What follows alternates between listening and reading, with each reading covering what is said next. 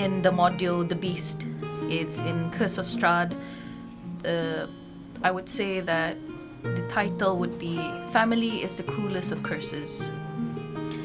And the party that we have is Dimitri, a high elf rogue Velvet, who is a tabaxi rogue. We got Fordia, a dwarf forge cleric, and we have Karos, who is a tiefling warlock. So it starts with our party being transported to Orasnou by a black mist. As they enter Orasnou, they note that there's not many buildings in Orasnou, but one catches their eye.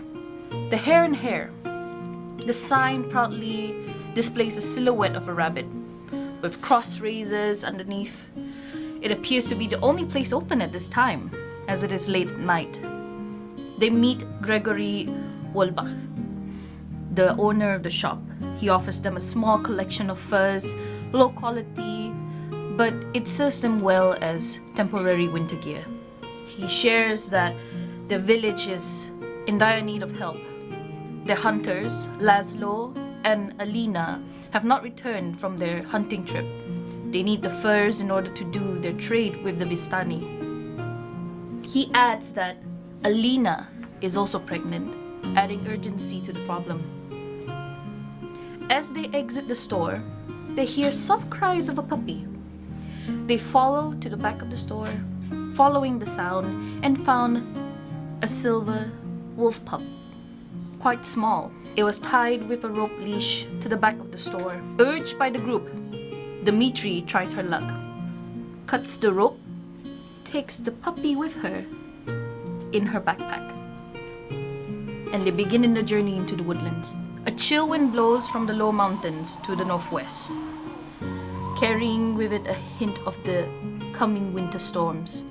Laszlo and Alina were last known to be on a hunting trip, somewhere out there in the wilderness, and long overdue to return.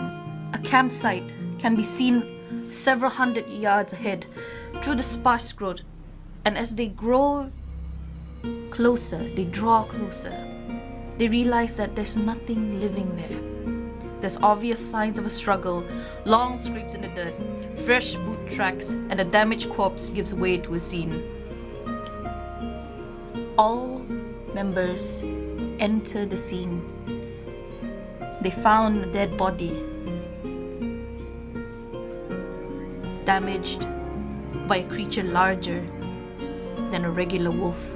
As they inspect closer, in the cold ashes of the campfire, they found a silver dagger. There's more blood on the ground. As the group travels through the forest, they start to experience strange phenomenon. They hear faint cries of an infant mixed with the yowling of a wolf pup.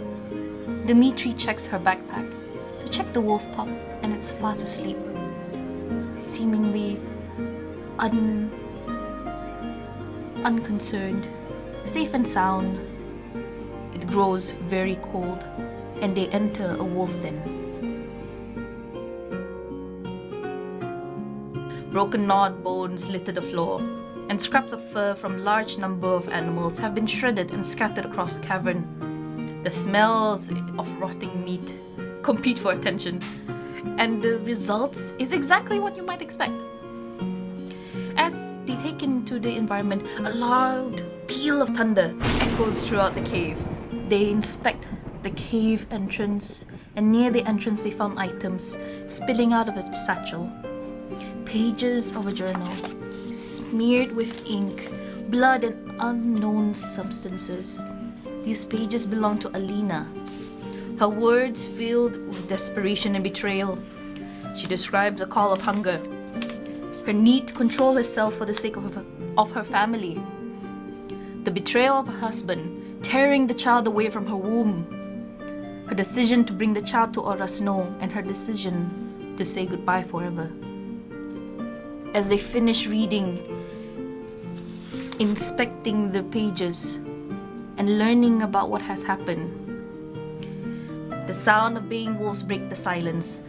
A moment later, a young silver-haired woman with immense wolves tiptoe stumbles into the den, gasping in agony, and a bloody hand clasps over her belly. As she sees them, her face contorts in rage. She spits a curse and flecks of blood dancing on her lips. Her curses turn into a throaty growl. Her body contorts and twists as her form changes into a large silver-furred wolf.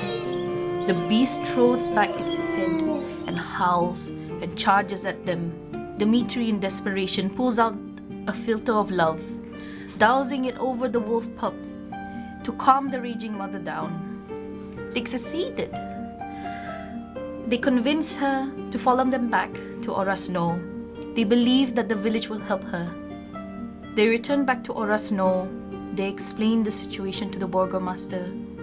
As they arrive, as he's there, they explain the situation of how Alina is dying. She needs urgent attention. But Dimitri is wary. She keeps away and brings the wolf pup with her and waits. The others search the village for a doctor or someone that can help. Fordeer accompanies the burgomaster and his aide, said that she can be saved, and asked to carry Alina inside his residence as they wait for someone to help heal her. Fordeer was instructed to go out of the residence, and so he did. He waited outside. As he leaves the burgomaster's residence, appear on the roof. Alina, the burgomaster, and his aide. A noose of stout rope has been tightened around Alina's neck. Everyone from the party who was there, which was only Fordeer, unfortunately, looks up in horror. The burgomaster calls out, "The moon has cursed this girl. There is nothing that can be done to save her, but we can prevent her from destroying us all." For the briefest of screams, as the man behind the burgomaster shoves the girl off the roof, there was a resounding crack as the rope around her neck draws taut. No one knows what to do, and Gregory meets them. He gives them the reward, and he mentions that his wolf pup has gone missing. Lets the wolf pup go, knowing that Alina's decision to be away was for the better. And then ends our story.